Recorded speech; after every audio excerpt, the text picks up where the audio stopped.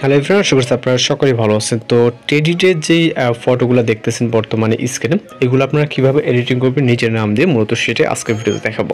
এর জন্য অবশ্যই সম্পূর্ণ ভিডিও কন্টিনিউ করতে হবে। আর যদি চ্যানেল নতুন থাকেন অবশ্যই চ্যানেলটিকে সাবস্ক্রাইব করে পাশে থাকা বেল আইকনে বাজিয়ে দেবেন। তো চলুন শুরু করা যাক। ওয়েলকাম ব্যাক, আশা করছি আপনারা সকলেই ভালো আছেন। তো এই সকল ধরনের যেই ফটোগুলো আছে এগুলো আপনি খুব সহজে আপনার মতো করে আপনার নাম দিয়ে কিন্তু এডিটিং করে নিতে পারবেন। এর জন্য আমাদের ফোন থেকে গুগল ক্রোম ব্রাউজারটিকে ওপেন করতে হবে এবং এই যে অপশনটি দেখতে পাচ্ছেন সার্চ, এখানে ক্লিক করবেন। এখানে টাইপ করবেন বিং ইমেজ ক্রিয়েটর। ওকে, এখানে জাস্ট বিং ইমেজ ক্রিয়েটর লিখে সার্চ করবেন এবং এখানে দেখবেন যে মাইক্রোসফট থেকে bing.com নামে একটা ওয়েবসাইট চলে আসবে। জাস্ট এখানে একটা ক্লিক করবেন। এখানে ক্লিক করলে আপনার এরকম ইন্টারফেস আসবে। প্রথম অবস্থায় নাও থাকতে পারে, আপনার এখানে একটি জিমেল দিয়ে অ্যাকাউন্ট কানেক্ট করে নিতে হবে। কানেক্ট করে দেন এরকম ইন্টারফেস আপনি দেখতে পারবেন। তো এখানে একটা প্রম্পট পেস্ট করতে হবে, যেটা আপনি আপনার মতো করে লিখে নিতে পারেন, অথবা ভিডিও রেসপন্স চেক করবেন। করার পর আপনি ভিডিও রেসপন্সে একটি প্রম্পট দেখতে পারবেন, যেটা হচ্ছে ঠিক এইরকম। তো এই প্রম্পটটিকে আমরা এখান থেকে কপি করে নিব। ওকে, আপনি চাইলে এখান থেকে কাস্টমাইজ করে নিতে পারবেন, সেটা মূলত দেখাবো। এখান থেকে আমরা প্রম্পটটিকে কপি করব। কপি করার পর আমরা যেখানে ছিলাম ঠিক ওইখানে চলে যাব। ওইখানে আসার পর এখানে আমরা জাস্ট প্রম্পটটিকে পেস্ট করব।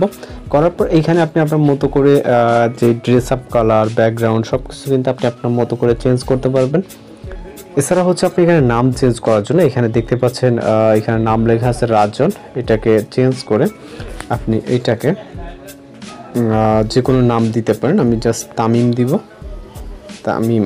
ওকে, এবং এইখান থেকে অঞ্জলি লেখা আছে, এটাকে আপনি প্রিয়া দিতে পারেন।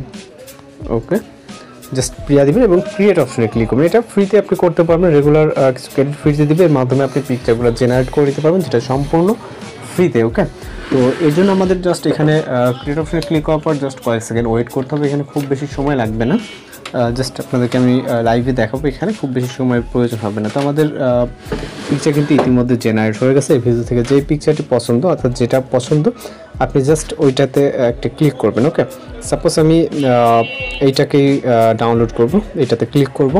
ক্লিক করার পর এখান থেকে আমরা জাস্ট ডাউনলোড অপশনটি দেখতে পাচ্ছি, এখানে ক্লিক করলে পিকচারটা আমাদের ডাউনলোড হয়ে যাবে। এখানে দেখতে পাচ্ছেন কত সুন্দরভাবে কিন্তু আমাদের পিকচার জেনারেট হয়ে গেছে।